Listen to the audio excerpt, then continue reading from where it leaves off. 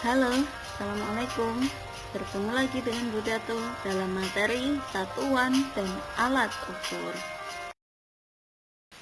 Sebelum pelajaran IPA kita mulai, Ibu pengen tanya dulu kabar kalian. Bagaimana?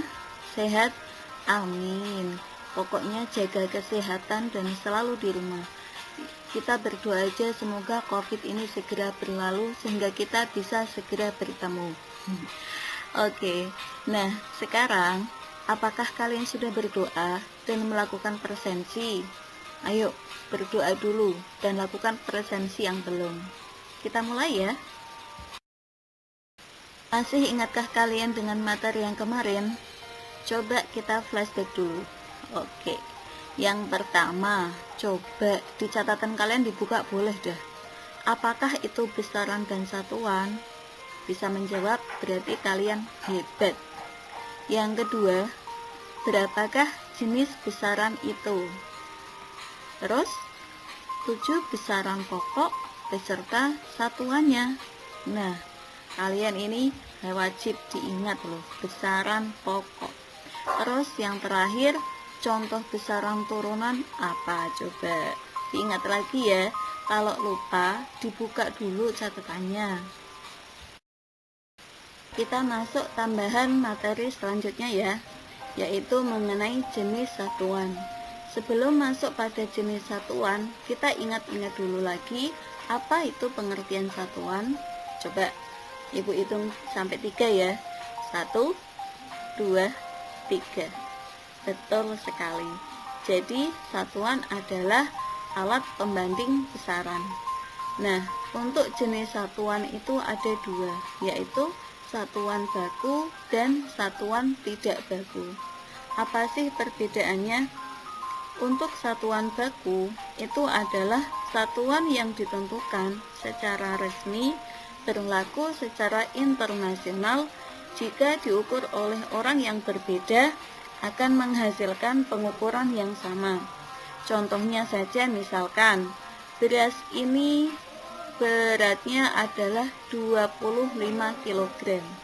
Nah, beras kalau diukur di Indonesia 25 kg, maka misalkan kok diukur di Amerika Serikat, Cina, Brazil, Australia, hasilnya sama, 25 kg.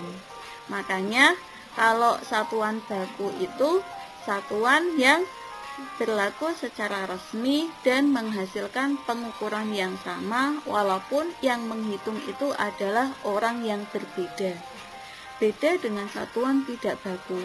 Kalau satuan tidak baku itu satuan yang ditentukan secara tidak resmi dan jika diukur oleh orang yang berbeda akan menghasilkan pengukuran yang tidak sama. Contohnya saja misalkan jarak antara pintu dengan pintu depannya itu kalau misalkan Budatul itu adalah 20 langkah. Nah, mungkin untuk kalian yang menghitung itu bisa lebih 25 langkah.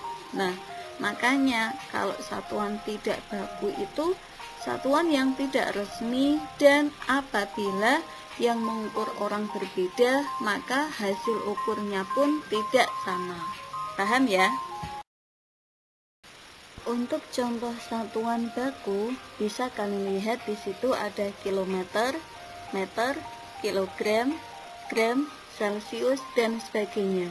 Intinya itu kalau satuan baku itu tiap orang yang mengukur itu hasilnya bisa sama. Tapi kalau satuan tidak baku itu ada jengkal, deta, hasta, langkah, botol, dan sebagainya. Kalau satuan tidak baku intinya hasil ukurnya itu berbeda tiap orang. Setelah kalian tahu tentang satuan baku dan tidak baku, coba kalian lihat gambar di layar. Kamu bisa bayangkan tidak? Jika tidak ada satuan baku yang disepakati, akan sulit melakukan pengukuran pada sesuatu. Misalnya pembuatan jembatan. Perhitungan yang digunakan untuk menggunakan pembuatan jembatan itu adalah inci. Tetapi pas membangun jembatan, satuan yang digunakan adalah meter. Nah, hasilnya seperti apa coba? Nggak bakal ketemu dan sangat susah untuk dibandingkan. Akhirnya, para ilmuwan menyepakati adanya satuan internasional. Apa sih satuan internasional itu? Coba kalian lihat di layar. Satuan internasional adalah satuan baku, berlaku, dan diakui secara internasional. Satuan ini disepakati para ilmuwan pada sebuah pertemuan di Paris, Prancis tahun 1960 untuk menghindari kebingungan dan kerancuan. Coba saja misalkan kita tidak ada satuan yang disepakati secara internasional. Wah, sangat susah. Budatul tidak bisa membayangkan. Oke, setelah kalian mengetahui apa itu satuan internasional, maka kalian juga harus tahu apa itu syarat satuan internasional. Untuk syaratnya cuma 3, yaitu 1. Bersifat tetap. Maksudnya, entah itu di negara manapun, itu satuan yang dijadikan satuan internasional itu tidak berubah sama sekali. Terus yang kedua, berlaku di semua tempat dan setiap saat. Maksudnya juga gini, kita menggunakan satuan kilometer, maka di negara lain juga sama menggunakan satuan kilometer. Pokoknya itu semua negara itu tahu apa itu kilometer gitu. Beda lagi semisal kok kita menggunakan satuan misalkan menghitung volume bensin itu adalah dengan cangkir. Bisa saja cangkir yang ada di Indonesia beda ukurannya dengan cangkir yang ada di negara Singapura. Makanya kalau satuan internasional itu harus berlaku di semua tempat dan setiap saat. Dan yang terakhir adalah mudah ditiru. Paham ya? Satuan internasional yang disepakati oleh para ilmuwan itu hanya terdiri dari 7 yang melambangkan 7 besaran pokok. Masih ingat kan untuk besaran pokok itu seperti apa? Coba diingat lagi, coba dihafalkan lagi. Jiwaku SMP. Nah, masih ingat gak? Untuk hafalannya, J jumlah zat, satuan internasionalnya adalah mol. I intensitas cahaya, satuan internasionalnya adalah kandela. W waktu, satuan internasionalnya adalah sekon. Q kuat arus, satuan internasionalnya adalah ampere. S suhu, satuan internasionalnya adalah Kelvin. M massa, satuan internasionalnya adalah kilogram. Dan yang terakhir adalah P panjang, satuan internasionalnya adalah meter.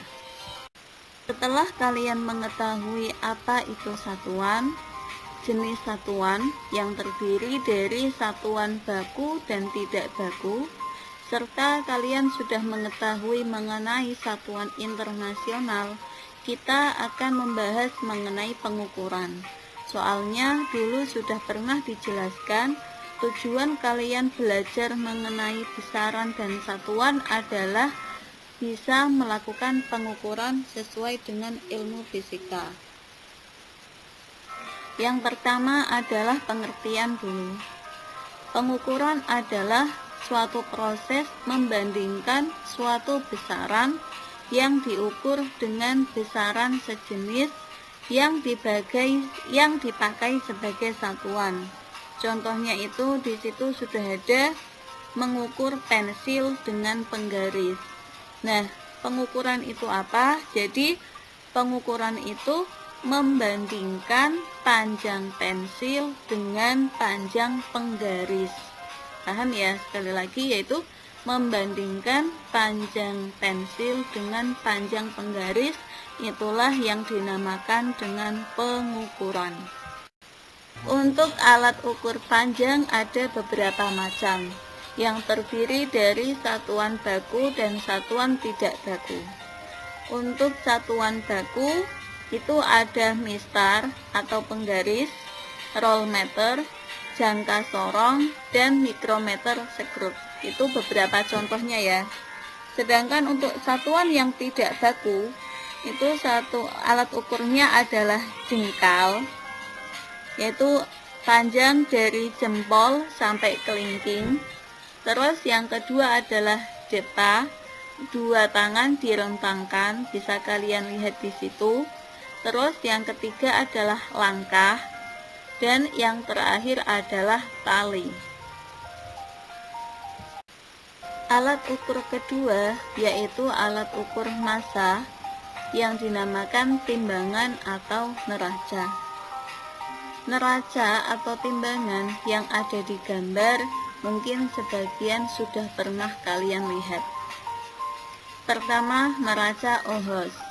Neraca ini biasanya digunakan untuk praktikum IPA di laboratorium. Yang kedua adalah dacin. Ketiga, neraca dua lengan. Biasanya kalau neraca dua lengan kita lihat di pasar untuk mengukur berat emas. Yang keempat adalah neraca langkah. Kelima, neraca duduk. Wah, kalau ini jelas kalian sering lihat ini. Kalau di warung-warung yang biasanya untuk menjual sembako itu pasti kebanyakan menggunakan neraca duduk. Dan yang terakhir adalah neraca digital. Selanjutnya, alat ukur waktu itu ada beberapa. Yang pertama adalah arloji atau jam tangan. Yang kedua adalah stopwatch digital. Ketiga, stopwatch analog. Keempat, jam pasir. Dan yang terakhir adalah jam matahari. Dari sekian alat ukur waktu, kira-kira kalian bisa enggak membedakan mana yang alat ukur satuan baku dan mana yang termasuk alat ukur satuan tidak baku? Ibu tunggu jawabannya ya. Selanjutnya adalah alat ukur volume. Bisa kalian lihat di situ ada gelas ukur. Sebenarnya untuk alat ukur volume ada beberapa, tapi Bu Datul mencontohkannya baru gelas ukur. Dalam kehidupan sehari-hari untuk alat ukur volume yang satuannya tidak baku itu mungkin pakai botol bisa, cangkir, dan sebagainya. Sedangkan untuk alat ukur suhu, jelas lah apa namanya, termometer. Nah, untuk termometer ada beberapa macam, yaitu yang pertama termometer suhu badan, yang kedua termometer suhu ruang, dan yang ketiga adalah termometer maksimum dan minimum. Apakah kalian sudah paham materi yang sudah tersampaikan? Bu Datul berharap kalian sudah paham semua. Nah, untuk mengetes kepemahaman kalian, nanti Bu Datul akan mengirimkan soal yang dikirim melalui grup kelas menggunakan aplikasi Google Form. Kalian jawab ya, sebagai nilai tugas kedua. Pertemuan selanjutnya kita akan melakukan praktek pengukuran sederhana, yaitu untuk praktek pengukuran panjang, praktek pengukuran waktu, dan praktek pengukuran volume. Terima kasih. Wassalamualaikum warahmatullahi wabarakatuh.